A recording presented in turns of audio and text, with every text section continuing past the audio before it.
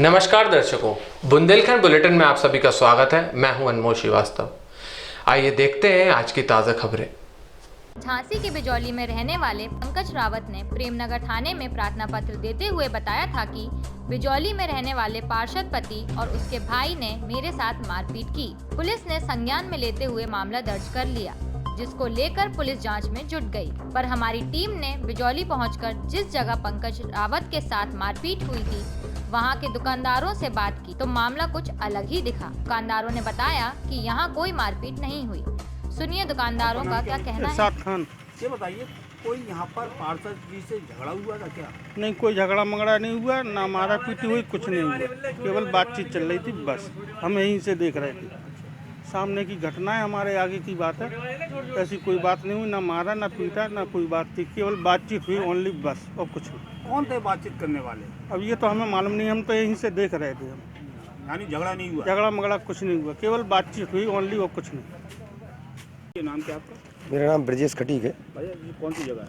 ये सैयर चौराहा पड़ता है। ये बताइए, यहाँ पर किसी पार्षद जी से झगड़ा हुआ था, हाथापाई हुई? नहीं, यहाँ कोई झगड़ा नहीं हुआ, ना कोई विवादित वाली कोई बात हुई यहाँ। कोई भीड़ भाड़ 50-100 नहीं, कोई ऐसा कोई रेनू नहीं बना है यहाँ पर, ना कोई झगड़े की कोई आशंका है। खिलाफ एक एप्लीकेशन दी गई है, वो जो भी दी है वो झूठा है सब केस। क्या है? संजय। ये बताइए, कौन सी काय की दुकान लगाते हैं आप? सब्जी के। ये बताइए, कोई परसों झगड़ा हुआ था यहाँ पर पार्षद जी के साथ? नहीं, कुछ नहीं हुआ था? कुछ नहीं, कोई बात कहा सुनी, कोई हाथापाई? कुछ नहीं। कुछ नहीं हुआ। भैया नाम क्या आपका? धर्मवीर साक्या। काय की दुकान लगाते हैं? पानी की दुकान है सर। ये बताइए, कोई पंकज जी हैं, यहाँ पर आए थे क्या? जी आए थे, सिगरेट पी के निकले यहाँ से। फिर इन तीनों भाइयों की यहाँ इनकी बातचीत हो रही थी। संग में पत्रकार भी थे पंकज। हाँ, इनकी बातचीत हो रही थी स्लो आवाज़ में, पर मैंने ये नहीं सुना कि क्या बातचीत हुई। क्या कोई झगड़े की सूचना थी? झगड़ा हुआ था? नहीं, झगड़ा कुछ नहीं हुआ साहब। पार्षद जी से? नहीं, झगड़ा नहीं हुआ, केवल बातचीत हो रही थी। बातचीत हो रही थी? हाँ, और स्लो आवाज़ में हो रही थी कि कोई सुनाई भी नहीं आ रही थी, और झगड़ा कुछ नहीं हुआ, ना कोई मारपीट हुई। यानी कोई झगड़ा नहीं? नहीं, कोई झगड़ा नहीं। ये बिजौली सैयर चौराहा है। इसके बाद जब पार्षद पति से बात की गई तो मामले ने नया मोड़ ले लिया। पार्षद पति आदर्श गुप्ता का कहना है कि पंकज रावत मुझको ब्लैकमेल कर रहे हैं और पैसे की मांग कर रहे हैं। सोशल मीडिया के जरिए बदनाम किया जा रहा है। सुनिए पार्षद पति आदर्श गुप्ता का क्या कहना है। पार्षद जी, आप पे आरोप लगाए जा रहे हैं कि मारा पीटी की है एक व्यक्ति द्वारा, और सोशल मीडिया पर कई पोस्ट आपकी पड़ी हैं, कितनी सच्चाई है? पूरी जो भी सोशल मीडिया के माध्यम से जो भी पोस्टें डाली जा रही हैं टोटल निराधार हैं। वो उन्हें कोई आधार ही नहीं है। मारपीट का जो केंद्र बताया गया है, केंद्र बिंदु सैयर चौराहा, जो टाइम बताया गया है 13 तारीख का, वो निराधार है। यदि आप इस विषय में ज़्यादा जानकारी लेना चाहते हैं, आप जिस चौराहे की घटना बताई गई उस चौराहे पर जाकर अब आसपास के दुकानदारों से उस बारे में चर्चा कर सकते हैं, पूछ सकते हैं घटना हुई। हाँ, मैं ये बात कहता हूँ कि 12 तारीख को पंकज रावत द्वारा मेरे पास फ़ोन आता है। वो मुझसे को जो बात करते हैं फ़ोन उसको डिस्कनेक्ट कर देता हूँ। 13 तारीख को सुबह मैं अपने भाई की दुकान में बैठा हुआ था। वहाँ से मैं निकला तो उन्होंने रास्ते में मुझको रोक के उन्होंने मुझसे कुछ डिमांड की पैसों की, कि आदर्श जी आप पैसे दें, नहीं तो मैं आपको बदनाम कर दूंगा। पूर्व में भी एक शिकायत, जिन फर्जी शिकायत मेरे नाम से कर चुके हैं, तकरीबन 1-1.5 महीने करीबन।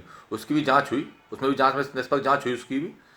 कुल मिलाकर जो अपने आप को कहते हैं मैं पत्रकार हूँ, मैं पत्रकार भाइयों का बहुत सम्मान करता हूँ, सामाजिक स्तर पर भी और आज की स्थिति को देखते हुए भी। पत्रकार साथी जो हैं वो स्तंभ कहे जाते हैं। तो ये पत्रकार बताते हुए अपने आप को ब्लैकमेल करना, लोगों को ब्लैकमेल की शिकायतें पहले ही पूर्व में भी प्राप्त हुई हैं। इंडस्ट्रीज वालों को ब्लैकमेल करके पूर्व में भी इन्होंने ब्लैकमेल करने का प्रयास किया है। इससे पूर्व में इन्होंने कई बार मुझको भी फ़ोन लगाया, जिसकी कॉल रिकॉर्ड मेरे पास डिटेल है। इन्होंने 12 तारीख को शाम को फ़ोन लगाया, 6 तारीख को रात के 9 बजे फ़ोन मुझको लगाया। तो रात में 9 बजे लगाने का उद्देश्य क्या था आपका फ़ोन लगाने का? मुझे 9 बजे फ़ोन क्यों लगाया आपने? साफ पैमाना जो होता है, कहीं ना कहीं आप हमको मानसिक पीड़ा देना चाहते हैं, कहीं ना कहीं आपकी मंशा दूसरे अनुरूप है। ब्लैकमेल की मंशा लेके आप चल रहे हैं। मुझको रास्ते में रोक के क्या बात थी आपको कहने की, उस पर आप झूठा इल्जाम लगा रहे हैं कि मैंने मारपीट की। अरे जब चौराहे पे मारपीट, 150 लोग परमानेंट वहाँ रहते हैं, व्यापार करते हैं, तो आप मारपीट घटना होगी तो बोलो व्यापारी भाई बताएंगे, दुकानदार लोग बताएंगे कि घटना हुई है कि नहीं हुई है। तो ये जांच के पुलिस जांच करेगी अपनी। किसी के कहने से, किसी के ना कहने से तो झगड़ा हो गया, मारपीट हो गई, कोई किसी से कुछ कह देगा वो मान लिया जाएगा क्या? प्रशासन अपना काम करेगा, जांच करेगा प्रशासन। लेकिन मैं इतना कहूँगा कि जब मिस्टर पंकज रावत जो भी हैं, पंकज रावत जो मुझे बार बार फ़ोन कर रहे हैं, मुझसे मेरा मानसिक उत्पीड़न कर रहे हैं, मेरे साथ मुझे दबाव बनाने की कोशिश कर रहे हैं, मुझे ब्लैकमेल करने की कोशिश कर रहे हैं बार बार मुझको, मैं यही कहूँगा सभी पत्रकार भाइयों से भी कि इनके बारे में जाँच की जाए कि किस उद्देश्य से लेकर इस बात को बराबर कर रहे हैं, मेरा नाम बदनाम करने की क्यों कोशिश कर रहे हैं, बार बार मेरा नाम क्यों सोशल मीडिया पर उछाला जाता है, मेरा नाम पे झूठी शिकायत क्यों की जाती है। इससे पूर्व भी 1.5 महीने पहले जो शिकायत की है उसकी डिटेल भी निकलवा लें, एक की शिकायत किस आधार पर की है, उसमें भी इन्होंने प्रमाण दे दिया था कि मेरी मारपीट इनके साथ हुई है। मेरी कोई मारपीट नहीं हुई है, मेरी कोई बातचीत नहीं हुई है, मैंने ना इनको फ़ोन लगाया है, इनका फ़ोन सामने से मेरे पास आया है। मारपीट की बात में कितनी सच्चाई है यह जांच का विषय है। फिलहाल पुलिस जांच में जुटी हुई है। बिजौली से विपिन सिंह के साथ टीम बुंदेलखंड बुलेटिन।